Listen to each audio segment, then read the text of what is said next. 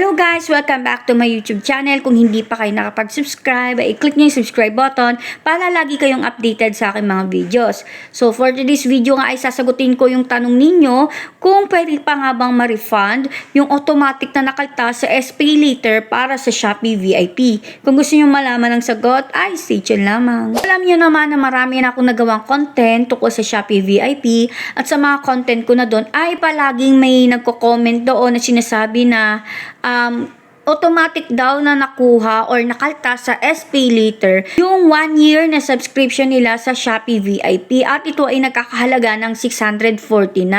So, syempre, malaki-laki yun. Hindi lang to na-experience ng isa, marami nang nakaka-experience nito. So, ito yung isa ring may nag-comment at ang sabi niya, sa akin po, membership for 1 year.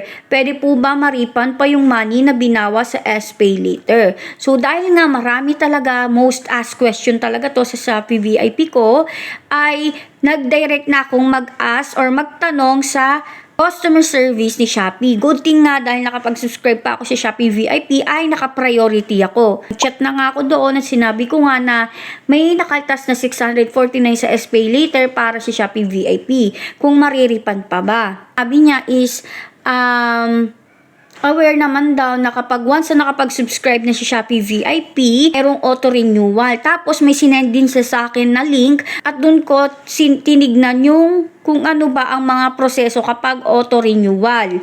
At kung mariripan pa ba talaga. Paano nga ba nag-work yung auto-renewal ni Shopee VIP? So, ang sabi dito, ang subscription daw sa Shopee VIP ay automatic na nare-renew every month. So, sa payment method naman, automatic siyang makakaltas kung ano yung pinili nyo na renewal payment method. So, pwedeng Shopee Pay, pwedeng SPay Later, pwede rin kung nakalink yung debit or credit card niyo, pwede rin yung makaltas doon.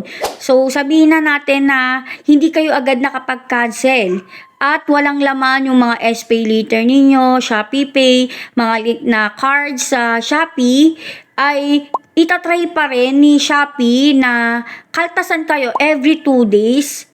Pero kapag umabot na ng 30 days na nag-aantay si Shopee VIP at hindi pa rin kayo nakakapag-subscribe at wala pa rin talagang laman yung mga payment method na sinabi ninyo or yung nilagay nyo doon, ay automatic na rin siyang makakancel. So, sa cancellation naman, kagaya nga ng sinabi ko kanina, dapat pag magka-cancel kayo is 1 month before na expiration date. Kagaya nga sinabi ko kanina, kung may expire kayo ng March or ng April 13, dapat April 11 or 12 nakapag-cancel na kayo.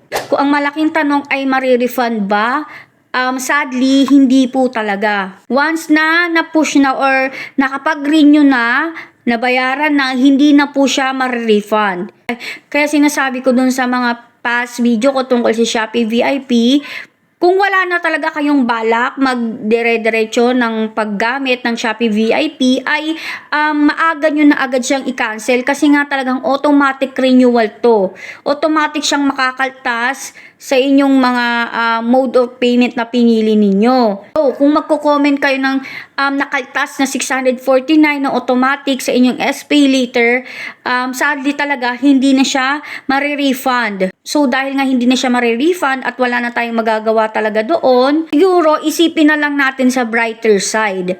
So, alam nyo naman na kapag nag-subscribe kayo sa Shopee VIP, 99 siya per month. Sa 99 per month siya times 12, papatak siya ng 1,188. So, imagine niyo, ima-minus natin yung 649, magiging 539 yung na-less ninyo. Good thing pa, syempre kapag nag-Shopee VIP kayo, magkakaroon kayo ng daily na 20% off vouchers plus monthly na 20% off voucher din.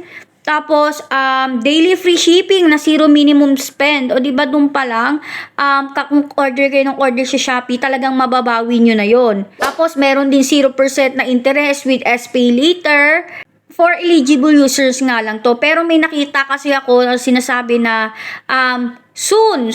Sana malapit na yung soon na yon na lahat na ng user ng SPayLater ay makakapag-avail na ng 0% interest with SPayLater kapag Shopee VIP kayo. Ito pa yung pinakabago nila, which is ito yung 3-month free trial sa ChatGPT Go.